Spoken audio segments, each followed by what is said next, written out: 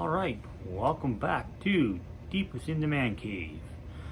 On today's video, we are going to talk about fear. Is fears controlling your life? Are they making the decisions for you? What are fears? How you can conquer your fears? And how to chase your fears, make them work for you. Sounds kind of weird, but it is possible. So let's start off. So fear is insecurities, basically, oh, I'm not good enough, or that might be weird, or what are they gonna think?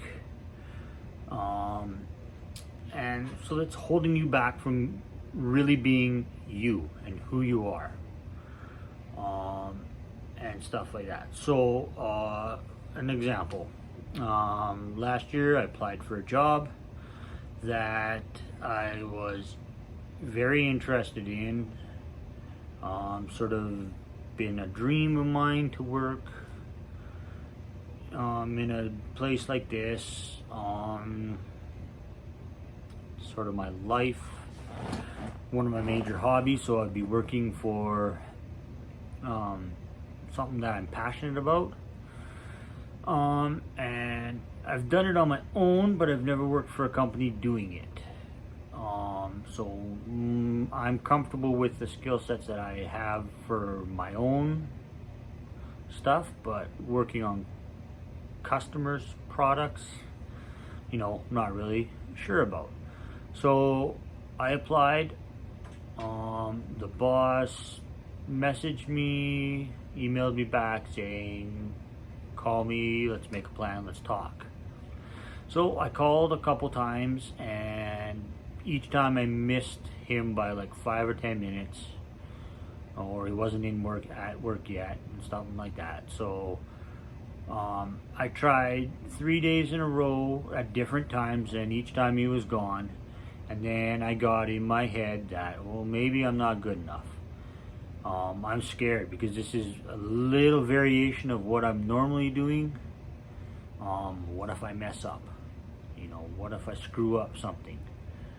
And all that. So it was a missed opportunity that I probably would have been just fine at, and I could have learned what I didn't learn, or what I didn't know, and I could apply some of my skills that I do know from other previous jobs into that. So it cost me possibly a job doing something that I love.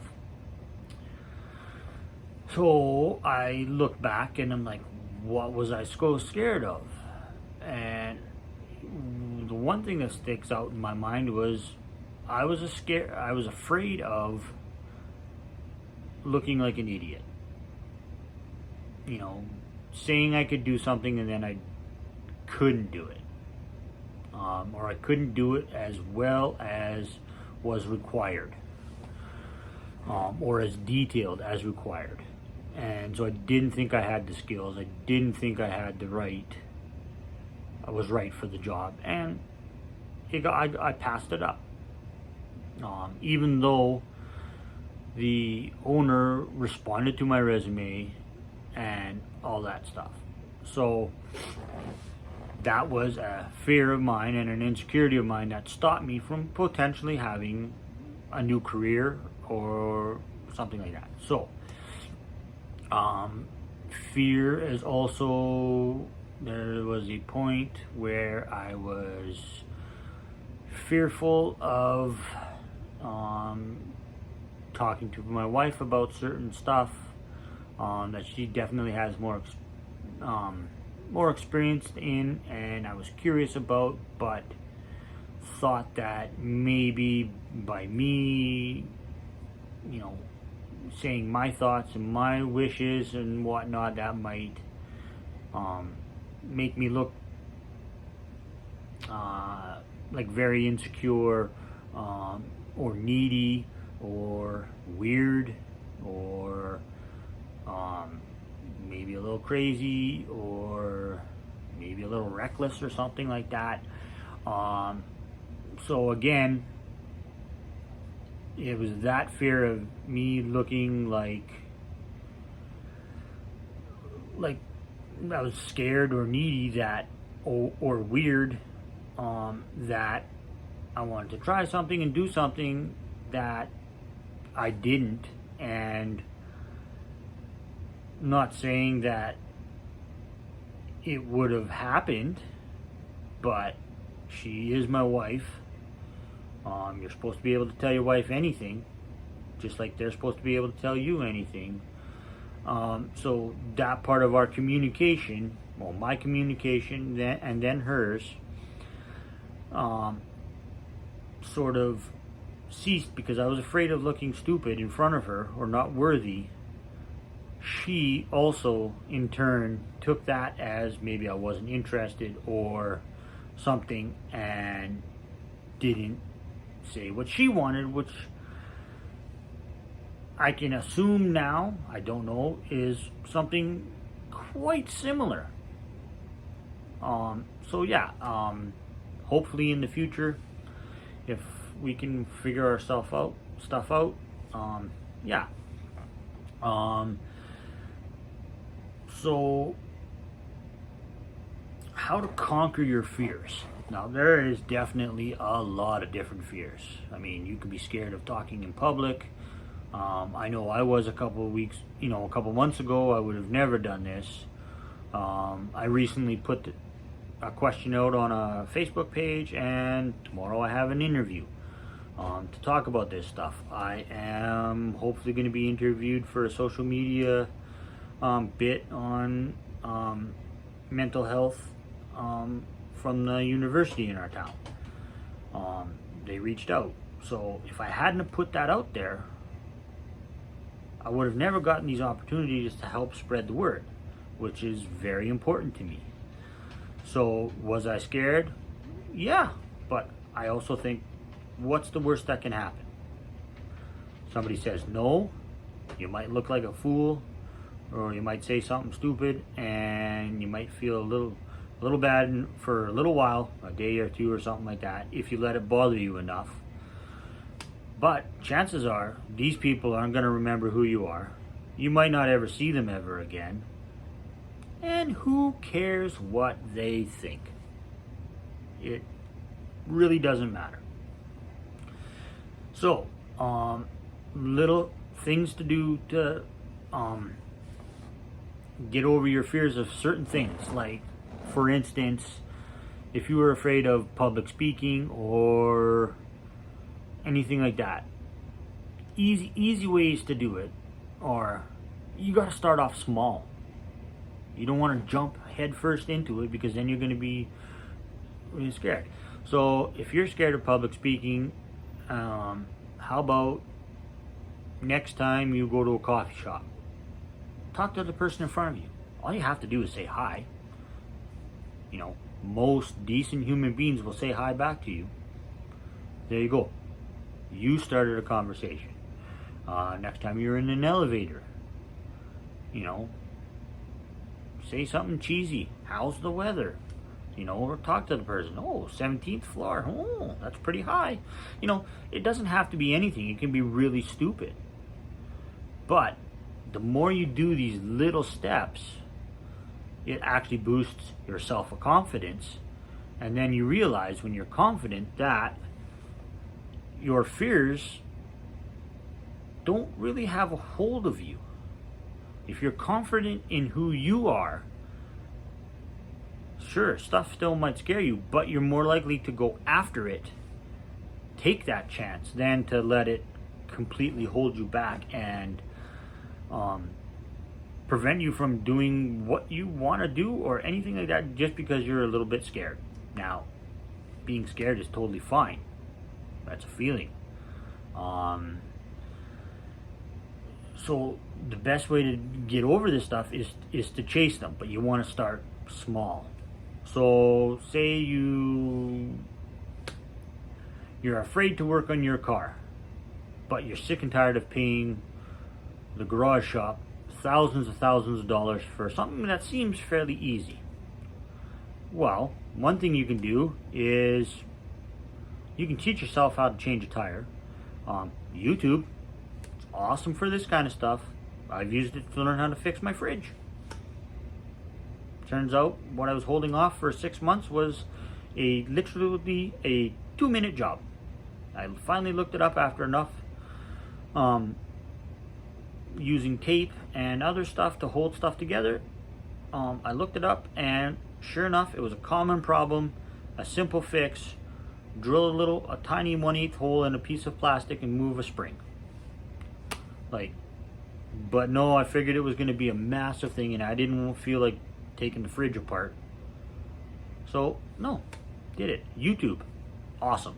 Watch a couple videos, and boom, you got it. Learn how to change a tire. You can learn how to change your oil. Just make sure you put the oil back in.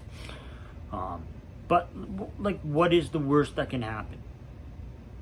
So, say you're learning how to change your tire or change your oil in your car. You've never done it, but you want to learn. So, you pop the hood, you go underneath, you drain the oil out. Okay, so you drain the oil. Worst thing that could happen when you're draining oil. Well, maybe it doesn't all go in the pan and it hits the ground somewhere. Well, you can clean it up. I might leave a stain, but it's not going to hurt you. You could maybe forget to put the drain plug back in and fill it up with oil, and then it all runs out. I mean, the worst thing that you did that happened just there was you wasted oil. You didn't hurt anybody. You made a mess, but messes can be cleaned up.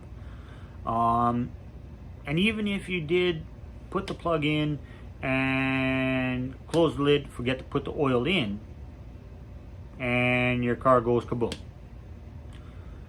What is the worst thing that happened? That is the worst case scenario. So worst case scenario is you need to get a new motor for your car. They have them. You can buy most motors from the factory. Sure, it's going to cost you a lot of money, but it's not the end of the world.